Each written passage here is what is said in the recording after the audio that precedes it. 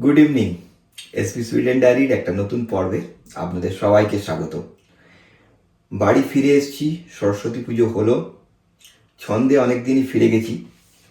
এবার আস্তে আস্তে আমাদের যে ভালোবাসার জিনিসগুলোকে আমরা কলকাতার থেকে সযত্নে নিয়ে এসেছি সেগুলোকে একটু একটু করে বার করে ব্যবহার করা আর স্মৃতি রোমন্থন করার শুরু।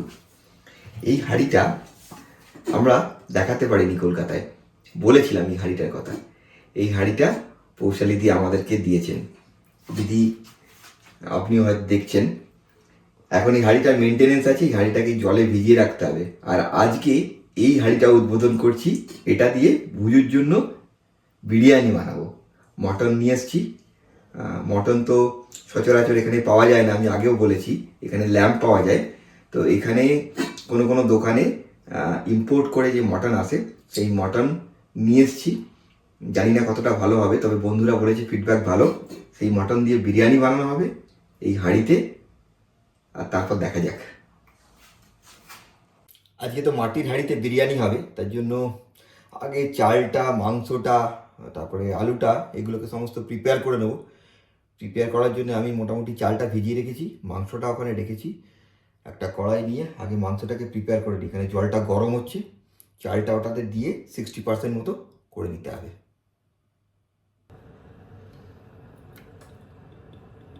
তেল নিয়ে নিলাম। আগে মাংসটাকে কষিয়ে নিতে হবে।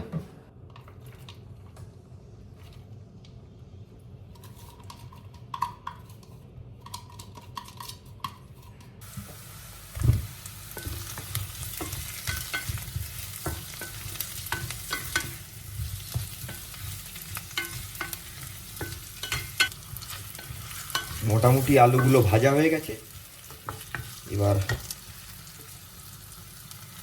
আলুগুলোকে তুলে দিই, দিয়ে এটাতে মাংসটা দিয়ে দেবো।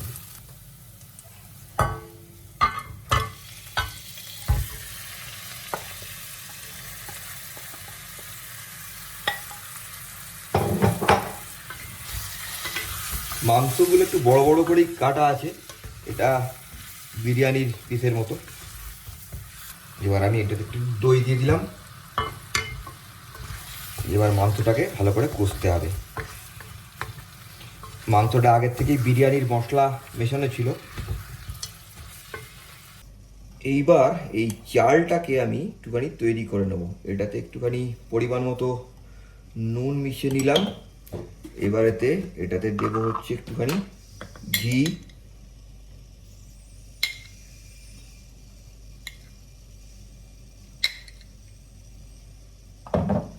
তারপরে এটাতে দেবো হচ্ছে বিরিয়ানির মশলা।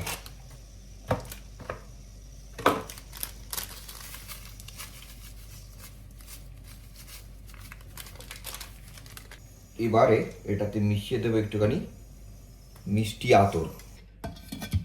বিরিয়ানির জন্য মোটামুটি চালটাকে তো রেডি করে রেখেছিলাম, আলুগুলো রেডি হয়ে গেছে, মাংসটাও রেডি হয়ে গেছে। তো এবারেতে আমাকে আমার যে মাটির হাঁড়ি, সেই মাটির হাঁড়িটা ভিজানো ছিল, এই হচ্ছে সেই মাটির হাঁড়ি। এটার ভিতরেতে বিরিয়ানিটা আমি লেয়ার বানাবো। মোটামুটি আম বাঙালি তো বিরিয়ানির নাম শুনলে কি করে আমরা সবাই জানি, আমরাও তার ব্যতিক্রম নয়। কলকাতায় গেলে আগে লিস্টে থাকে বিরিয়ানি খাবো। তবে আমার ব্যক্তিগত অভিজ্ঞতা বা আমাদের ফ্যামিলির ব্যক্তিগত অভিজ্ঞতা হচ্ছে, এখন তো প্রচুর জায়গায় ফ্র্যাঞ্চাইজি খুলে গেছে সমস্ত বড় বিরিয়ানির দোকানেরই, দাদা বৌদি, আরসালান, আরও যারা যারা আছে। কিন্তু অরিজিনাল জায়গাটায় আমরা খেয়েছি, আমাদের মুখে যে টেস্টটা বসে গেছে, অন্য জায়গায় বাবলিরা খেতে চায় না, বলে ওটা ভালো নয়। আমার আবার একটু উল্টো, আমি সব জায়গায় বিরিয়ানি টেস্ট করতে আমার ভালো লাগে। তো যাই হোক, এবারেতে গিয়ে আমরা প্রথমেই তো আরসালানে খেয়েছি এবং শেষ দিনেও আরসালানে খেয়ে এসেছি, আপনারা দেখেছেন সেই ব্লগে। এখন তারপরেতে আরও নানান জায়গায় বিরিয়ানি খেয়েছি আমরা। আমিনিয়াতে বিরিয়ানি খেয়েছি, কিছু জায়গা থেকে অর্ডার করে আনিয়েছিলাম। আমার ছোট ভাই এবং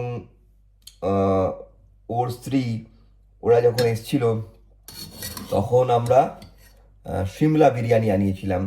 সিমলা বিরিয়ানিটা ভালো লেগেছে, কিন্তু ওটা অনেক হালকা। এবারেতে যারা কলকাতায় রেগুলার বিরিয়ানি খায় তাদের জন্য হয়তো খুবই ভালো, কিন্তু আমরা যেহেতু মাঝে সাঝে খাই, আমাদের জন্য একটু রিচ বিরিয়ানি, বেশ একটু ঘিয়ে চপচপ করবে, সেটাই ভালো লাগে।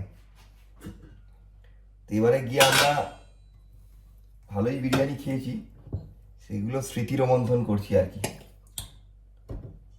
মাংসগুলো হয়ে গেছে, দিয়ে দিচ্ছি, আলু দিয়ে দেবো। এই বিরিয়ানিতে আর ডিম দেবো না। আরসালানের স্পেশাল বিরিয়ানিটা খেয়েছিলাম, দেখলাম ওটাতে আবার মটন বিরিয়ানিতেও ওরা ডিম দিয়েছে, চিকেন বিরিয়ানিতে তো ডিম দেয়।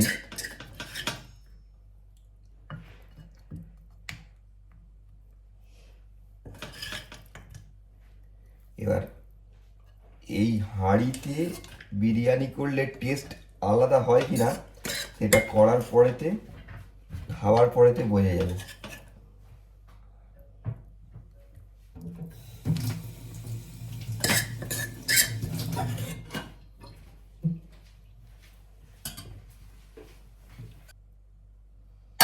পুরো চালটা হয়তো ধরবে না, মোটামুটি দেখা যাক কতটা ধরে। এই ঢাকাটা একটু উঁচু আছে, আশা করি ধরে যাবে।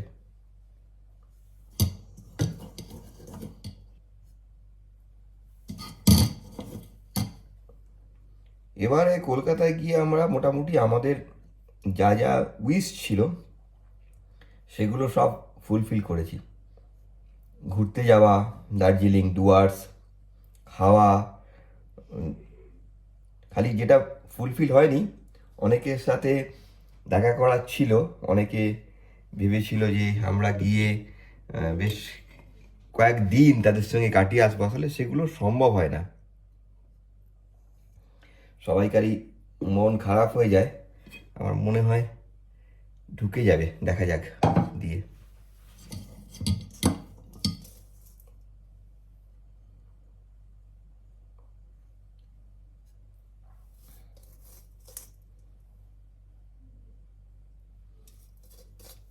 আজকে বাইরের টেম্পারেচার হচ্ছে -7। যখন অফিস থেকে এলাম তখন মুখ চোখ যেন কেটে নিচ্ছে একদম। এবার এটাকে ঢাকা দিয়ে দিই ভালো করে দম দেওয়ার জন্য।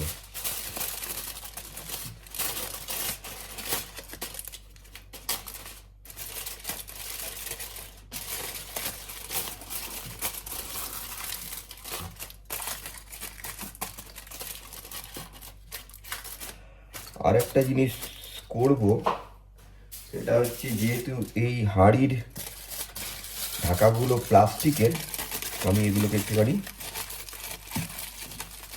অ্যালুমিনিয়াম ফয়েল দিয়ে ঢেকে দিলাম।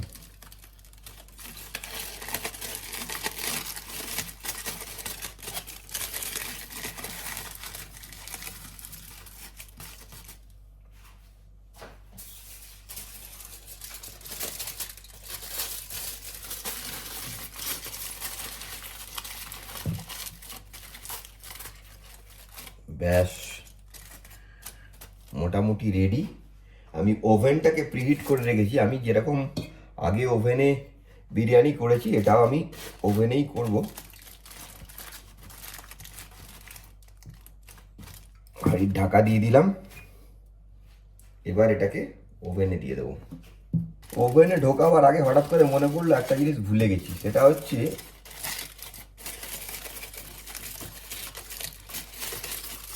একটু গোলাপ জল আর একটু কেওড়া জল। এবার এই হাঁড়ি ঢুকে গেল ওভেনে। ওভেন প্রিহিট করাই ছিল 150-তে, আমি প্রিহিট করে রেখেছিলাম 10 মিনিটের জন্য ওভেনটা। এখন এটাকে দিয়ে মোটামুটি 2.5 থেকে 3 ঘন্টা রেখে দেবো 100 ডিগ্রি টেম্পারেচারে। মোটামুটি চাল তো 60 থেকে 70% করাই আছে, মাংসও হয়ে গেছে, আলুও হয়ে গেছে। এটাকে জাস্ট দম দেওয়া। বিরিয়ানি তো বসিয়ে দিয়েছি দমে।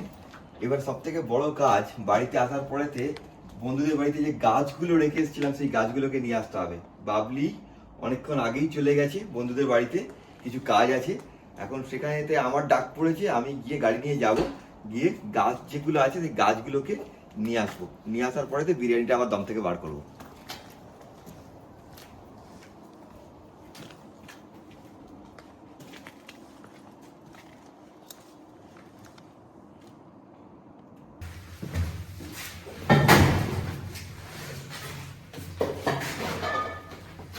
সব গাছগুলো বাড়ি যাওয়ার আগে বন্ধুর কাছে রেখে গিয়েছিলাম, তো এখন গিয়েছিলাম গাছগুলো সব আনতে, সব গাছগুলো নিয়ে এলাম। বাইরে তো বেশ ঠান্ডা, তার মধ্যেও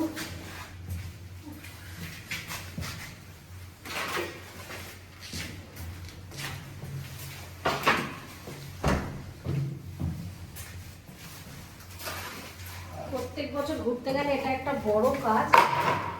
যারা আমরা গাছ করি, গাছগুলোকে এক জায়গা থেকে আরেক জায়গায় রেখে দেওয়া হয়, কারণ আমরা তো অনেক দিনের জন্য যাই। সামারে ঘুরতে গেলেও তাই, আর গরম মানে উইন্টারে ঘুরতে গেলেও সেই একই অবস্থা হয়।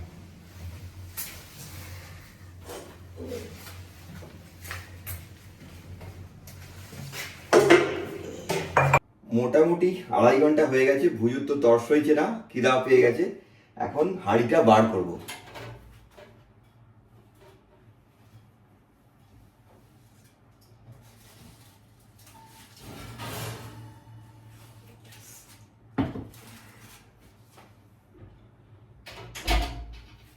এখন দেখা যাক হাঁড়িটার ভিতরেতে কেমন বিরিয়ানি হয়েছে। কলকাতা বিরিয়ানির স্বাদটাই আলাদা।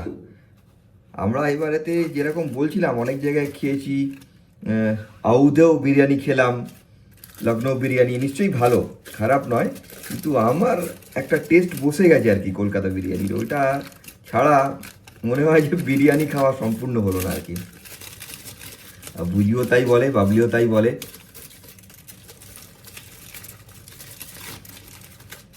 এটা পুরো ভর্তি হয়ে গিয়েছিল যখন করেছি।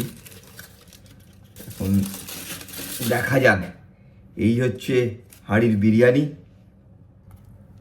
কেমন টেস্ট হয়েছে সেটা ভুজুই খেয়ে বলতে পারবে।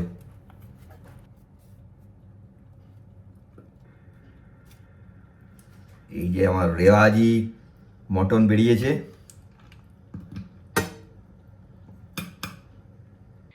এবার যেরকম বলছিলাম ভুজুর ফিডব্যাক, আমি ভিডিও শুরু করার আগেই ভুজু খাওয়া শুরু করে দিয়েছে। খুব ভালো যাচ্ছে, খুব ভালো। এটা জানো কি হয়েছে?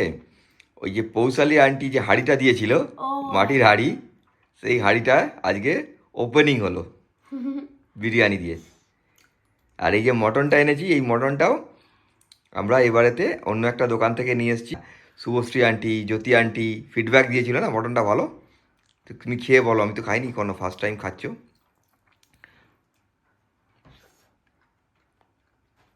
খুব ভালো, ভালো, লাইক মটনের টেস্টটা আসছে। আচ্ছা, ল্যাম্বের মতো নয় তাই তো? না, এটা লাইক মটনের আফটার টেস্টটা আসছে, খুব ভালো।